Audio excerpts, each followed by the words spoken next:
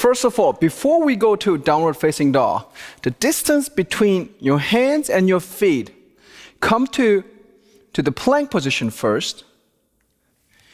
When your heel is going up, you engage your thigh and your line of your leg and your spine is in one line.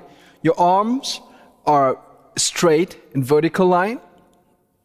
Lift your chest up a little bit more. From here, you go back to downward facing dog.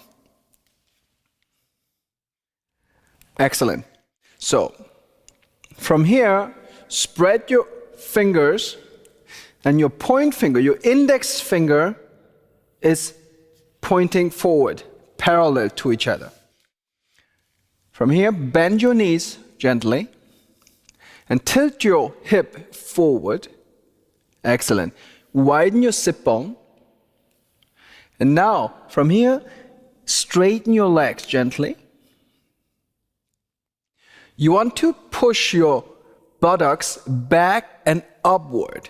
You want to create a gentle curve. At the same time, you want to lift your shoulders, your armpits a little bit forward, up. And your ears are placed just between your biceps. And now, imagine you want to suck in your lumbar spine inwards. Inwardly rotate your thighs and push it backward. Excellent. At the same time, you want to lift up your armpit a little bit. And your thoracic spine, you want to suck in also. And breathe. You want to make a big curve of your spine longer.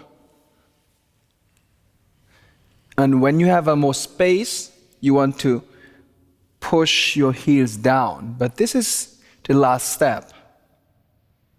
But you want to engage this curve. Suck in your lumbar spine. Excellent. The whole body is engaged. The whole muscle chain is engaged. And keep breathing.